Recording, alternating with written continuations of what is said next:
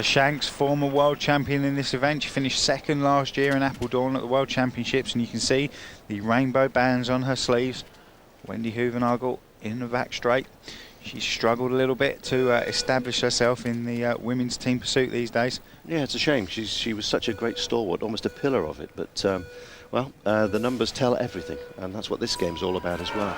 You mentioned earlier, Tony, that this is one of the events that's not in the Olympics. It's a shame, really, because quite often when you think of track cycling, this is what springs to mind straight away. Yeah, it was the blue ribbon of you know, the endurance side of things, along with the team pursuit, and obviously our own Bradley Wiggins made this event his own, double Olympic champion at it. So it's very disappointing for me that it's not in the games anymore. I know Bradley's very disappointed about it, but he's moved on and concentrating more on the road these days. Yes, indeed. Yeah, watch out for him in the Tour de France. He could well be amongst those on the podium. We won't say which step. Anyway, we're here at 500 metres done of the 3,000. And Wendy Hoevenagel from County Londonderry on track here up against New Zealand's Alison Shanks. It's a tall order, this one. Very tall order, and don't forget Hoevenagel was second in the last Olympics, took a silver medal behind Rebecca Romero. So gold and silver for GB at the last Olympics in this event, and this actually is a Commonwealth Games rematch. Right. Yes, and we'll see whether it goes to form at the moment, and it looks like Hoevenagel has got some ground to make up here. Now, she is almost a consummate professional at this. Just look at Alison Shanks. The backhand seems to be pumping away here. Just a little bit more movement than you might think. 0.664 is the gap at the moment.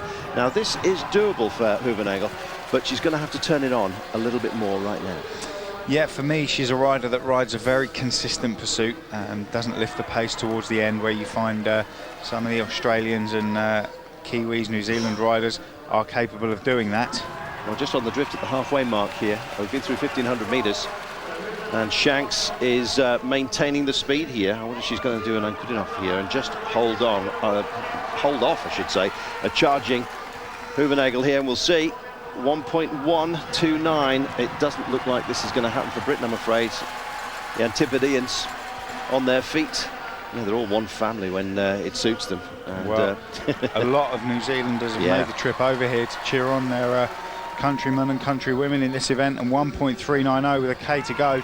It's a big ask, but we saw yesterday in the men's team pursuit, it's not out of the ordinary, but I just don't think Wendy Hoevenagel is the type of rider for me that's got that drive in her for the last kilo. Yeah, it's about picking it up, and you've got to find, what, over a 0.4. It's not going to happen. Almost 2 seconds now, she's still on the drift, and this is going to happen for Shanks, I'm afraid.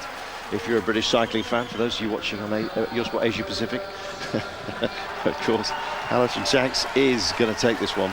Hoevenagel's not going to come back from this. 500 metres to go, and she knows it. It's well into the 2-second mark now, and this is going to be gold for New Zealand. Absolutely, and unfortunately Wendy Hoevenagel just not the type of rider that can lift an event, lift effort like this.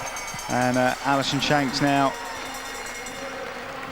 2.25 seconds, that's the gap, and the bell has already gone, so it's just bringing it home. It's about what times will be on the record sheet, but believe me, gold is going to New Zealand. There it is, the All Blacks with the World Champions jersey, rings I should say, and there it is. 2.141 was the gap in the end, and that was well won by Alison Shanks.